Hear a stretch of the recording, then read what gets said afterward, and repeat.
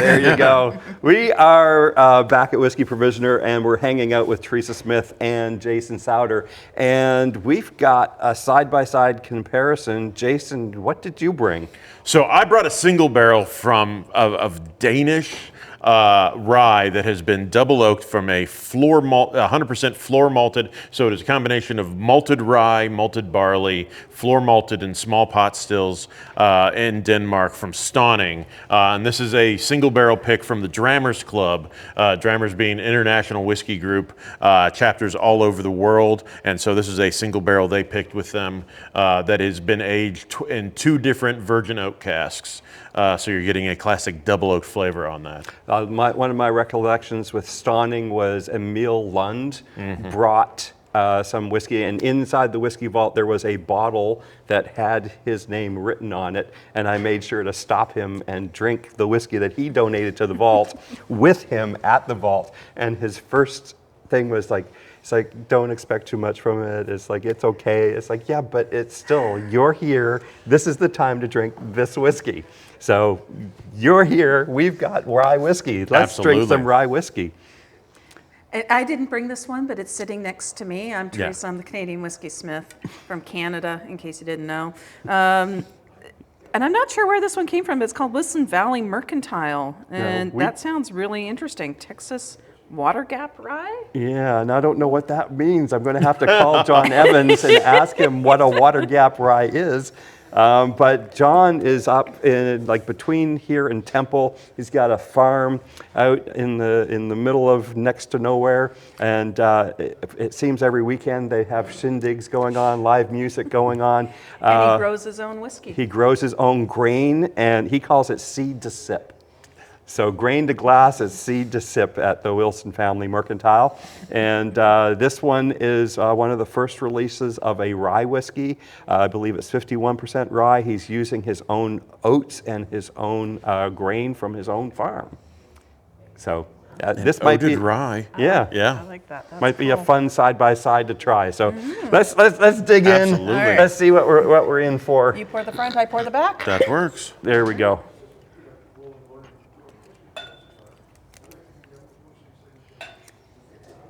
The color is quite dark on that Danish rye. Well, yeah, with 2 virgin oak casks, I imagine the color they're getting off that barrel. Now, virgin oak is one of those things, because I know there's what first fill in England is actually the second fill. Yes, that's the first time they have filled.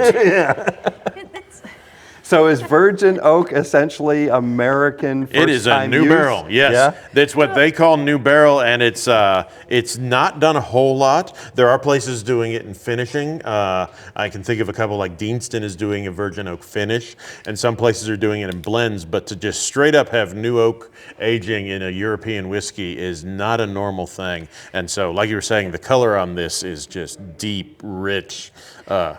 In Scotch in particular, European though, Millstone does virgin oak that is virgin oak. And I actually had a chance to ask Patrick Van Zuytem about that. And I said, you don't want to, you're not getting used bourbon. And I was like, no, because we don't know what was in it. I mean, we can't count on that. I'd rather go to the Cooper and just get the American oak barrels, and then I know what I'm doing to it. I'm like, okay.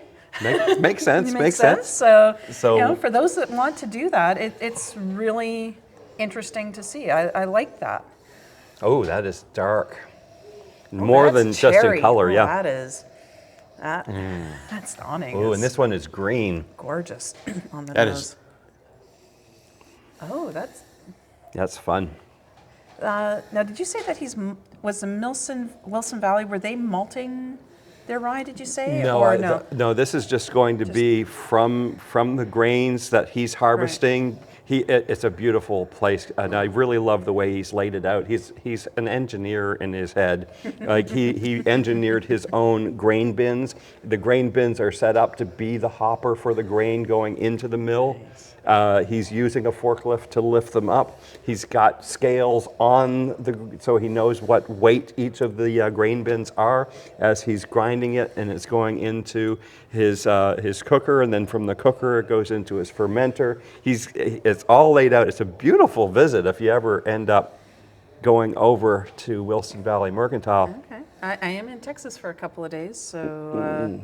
And you can actually buy meat from his own cows. They have it frozen on the property, so. And then the Stauning. I know I've seen Stauning before, and I can't recall offhand if I've had it before, but Danish whiskey. Yeah, they are doing. They've built their own malting floor, so they're malting all of their grains themselves. And so their big thing is their rye is a malted rye with malted barley, and they're doing setting up it's a plethora of actual smaller pot stills that are all direct fire. And so their entire thing is they just, if you go and see a picture of their distillery, you get these 2 rows of these smaller pot stills. Not very big, but all of them being direct fired, all of them slightly different shapes. And so you're getting all of that close contact with the copper, but also getting all of that Maillard reaction from the actual direct heat, where you're getting hot spots all over that are going to caramelize those grains and increase the So you're flavor describing you're a couple things that people might not understand. A malting floor, first of all, is where they're sprouting the grain. Yes.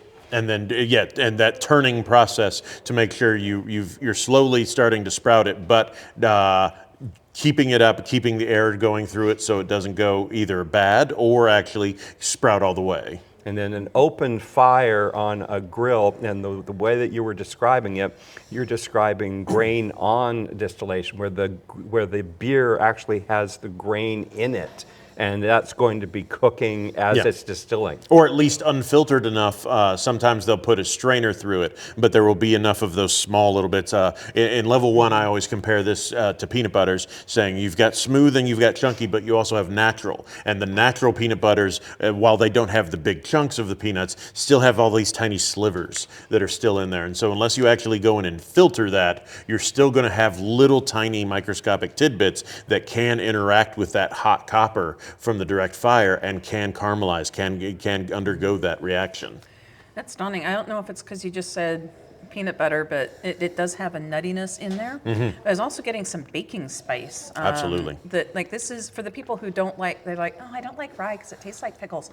This is not one of those dill forward. No. This is pumpernickel. Green. This is rich. This is your black rye. Yeah. I am getting a faint hint of dill, but like you said, it'd be like pumpernickel bread with a slathering of like some kind of dill cream with some maybe some chocolate as well. There's a definite chocolate note here as well. Yeah, and that classic thing that double oaking gives you is kind of that creamy, marshmallowy note of just doubling up on the vanillins. And Woodford their double oak is famous for that note. The Garrison Balmorea has that same marshmallowy note. And so this one, I definitely get that. On top of that toasted pumpernickel is this creamy kind of soft sauce on top. And pumpernickel with cream cheese is just a classic. So, or fresh creamery butter. Wow. And it's fun how this place, like just little things remind you of other people, because I'm still thinking Emil Lund. Well, and this very, very different direction on the Wilson Valley. On the Wilson Valley. Well, this is interesting because I'm still getting chocolate in the Wilson Valley, but it's changed from this is more a cocoa powder, almost a truffle, to where this is almost a Tootsie Roll. There's a sugary lightness to it. You've spun that in some way. I know people sometimes get chocolate from Tootsie Roll. I get more like a molasses kind of. Reminds me like dark molasses, but this is very. But also there's a candied fennel seed to it. Yeah. Herbal mints, fennel. Yeah. This is more what I think when I like this. It's young rye, but it's. Yeah, it's young, but it manages to have some of those lower notes, some of those darker notes to it. That is nice. It is clean. A lot of times I get with rye like a glass candy sweetness. This one has some of that sort of hard candy, glass candy. It's very grassy for me. Like this is more like actually like if you were standing in the field. But yeah, with a dusty sweetness. It's an odd one. There's an that's astringency very that goes with different. it as well. It reminds me of the feeling of sipping on a really dry white wine. Is it has this acidity to it, this dryness, this astringency that it takes the sweetness that's there, dries you out, and then prepares you for another sip as you go in. And so you taste this lovely fresh grains, all of the things that Theresa was saying of really tasting the grain itself, but not in a negative way. They have now showcased the rye. Everything about this is trying to showcase the grain. This is reminding me of being in the farm. Like, growing up in Alberta, we're a breadbasket province, right? We have a lot of green production, and growing up in the summers, we had friends that had a farm, and we'd set up the tent trailer and we would camp in their front yard, and then we'd go off and we'd be playing in the grain silos, even though we weren't supposed to. We could go out and run through the fields a bit. And like Wilson's Valley, that's a farm distillery. I feel like I'm drinking on a farm. This is one of my first memories of Theresa Smith coming to the tasting room and sitting down. And I don't know how wheat and wheat whiskey entered the conversation, but she had tasting notes for wheat and wheat whiskey that I honestly, for myself, I miss them. For me, wheat tends to be a hole in the middle, something that's missing that I can't put my finger on. But Theresa was mentioning haylofts and barns and the grains in the field driving through the prairie. And yeah, and this is a very similar experience for me. Like it's, if I didn't know it was rye, there's a part of me that there are some of these markers in here that are making me think wheat. And then I get that hint of just a little bit of like a green clove or something. Yeah. Because there's that little bit of baking spice. And maybe it's because I was getting a little bit of just clove cinnamon in the Stauning, that then when that sweet spiciness, like those are the kinds of things that you sometimes associate with rye. Going back to the Stauning, that deepness, that richness on the nose comes back, that dark chocolate note.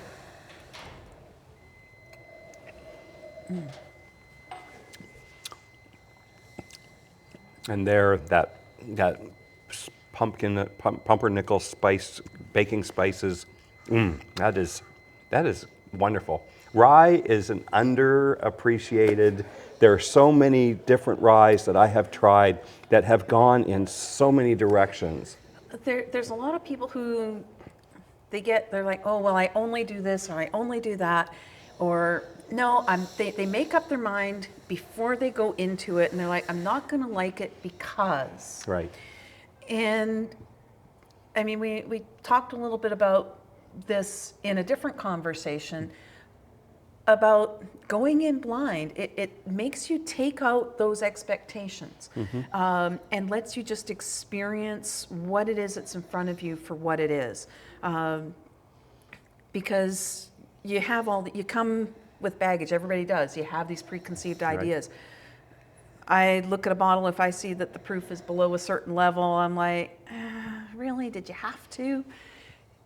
And then I taste it and sometimes I'm really surprised, right? Like, so I feel like these are ones, they're just so different. The Wilson's Valley, this feels in some ways like a Christmas, and maybe it's because someone was making some mulled apple cider earlier. Right. I just feel like this would be something I could do with mulled apple cider on a farm. Yeah, yeah. And the Stauning, that's that's just a thing of beauty. You put that in a Manhattan if you're a cocktail person, and Well, it's close to being one by itself. It kind of looks like it could be a Yeah. Manhattan, just based on the color. Yeah. I mean, you put that in a martini glass. You put that in a martini glass, and tell me it's a Manhattan. I'm not going to doubt you.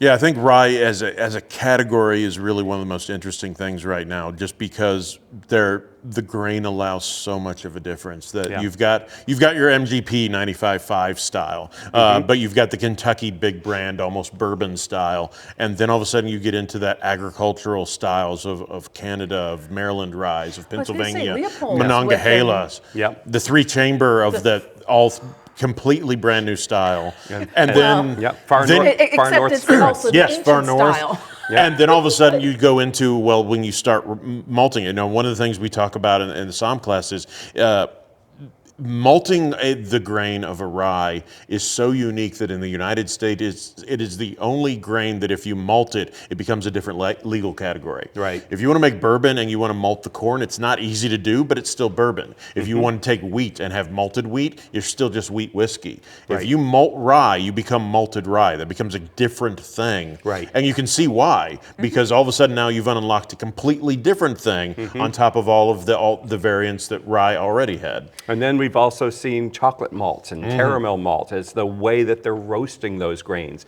You're getting even more flavors and complexities. Yep. It's such a unique thing. If you ever get a chance, I had an opportunity to try new make that was new make rye and new make malted rye. And you talk about why that they are in the U.S. classed differently. They taste like completely different animals. Like they really they behave so differently.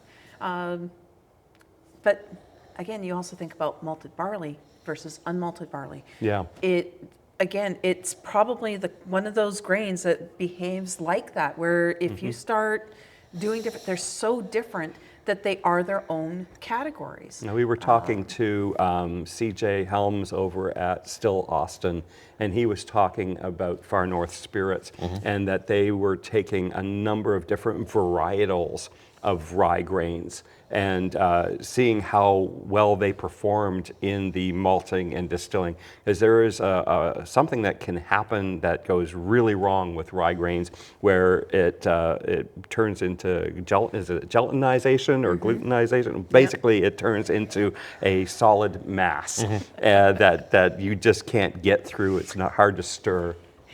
So, local distillery up in Alberta, the distiller there, working with rye for the first time with a malt background, did not know that you need to add something to it so that the mash doesn't seize completely. They just about ruined their equipment and she swore off doing rye until she learned, oh wait, you're supposed to add rice husks to it. And I've heard the same thing with rice, people who are distilling rice where it will... Yeah, because there's no husk around the seed, that makes it very difficult to malt in the first place. But then even when you're working with it for making whiskey, rye is a finicky grain if you don't know what you're doing with it.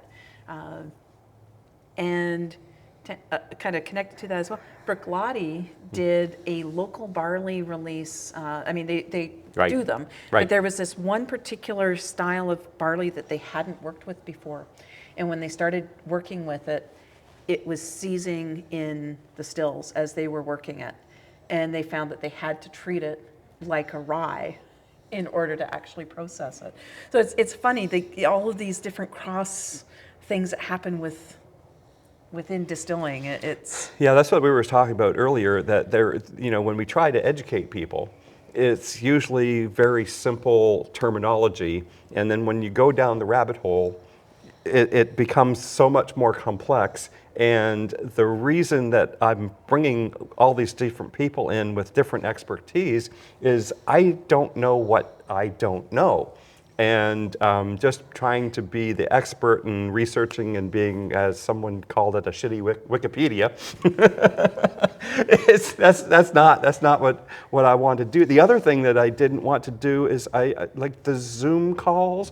I tried and I did avoid, and I'm sorry, Theresa, because I put Zoom on my tablet just for Theresa because she does I needed a rum expert, and but she does a quarterly Somm Zoom meeting. Something or other. Yep, and we're actually get the Somms back together. We're having conversations about a number of things. Like one of the conversations was how much money do you charge, and what kind of events, and how knowing your worth. Yeah, and knowing how to put that together. Yep. So those are all really good educational experiences that you can have right here at the Wizard Academy.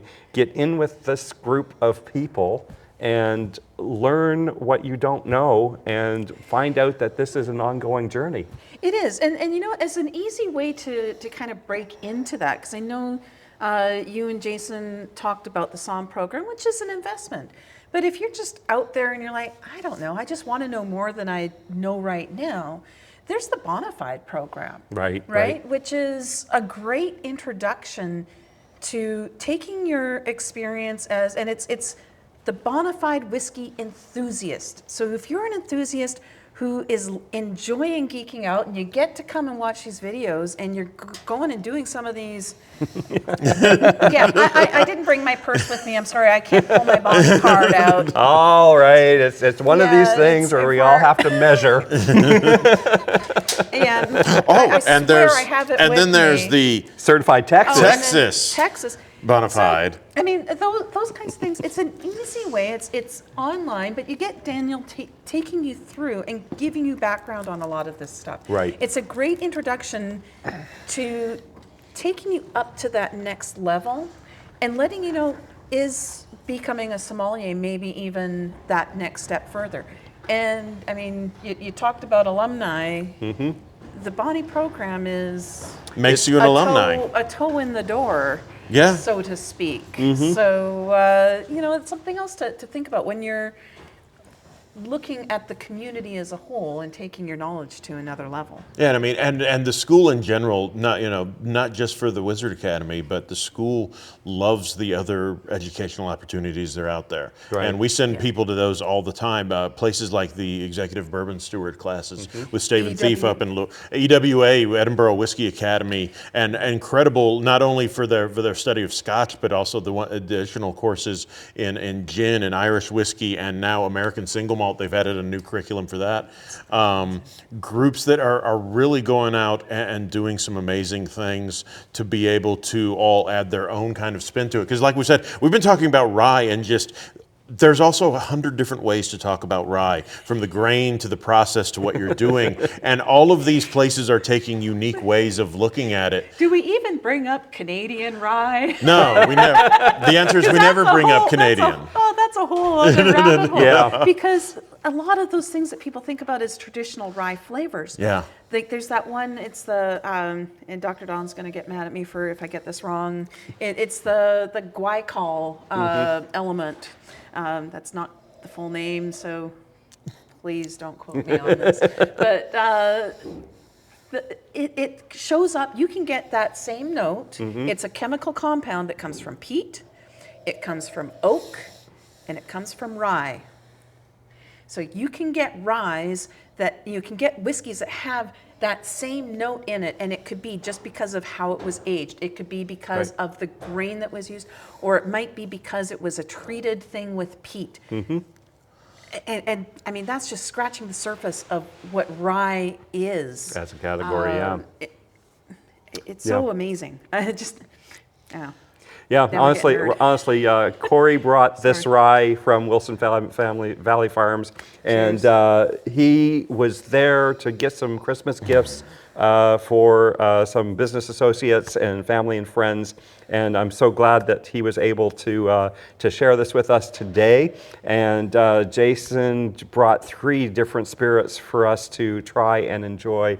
And I really appreciate you setting aside some time. I appreciate the Academy for allowing us to film here in the interim a couple of episodes while Sohan is working on his transition to his new space. So again, follow all of the social medias, learn what is going on and where things are happening. So when the tea house is going to be up and running in the new location, and many of the interim locations that they're going to have is all going to be available only through social media. So like and follow, share and subscribe, tell your friends to support Sohan during this transition, and we're glad you're here. Absolutely. Absolutely. Cheers. Cheers. Cheers.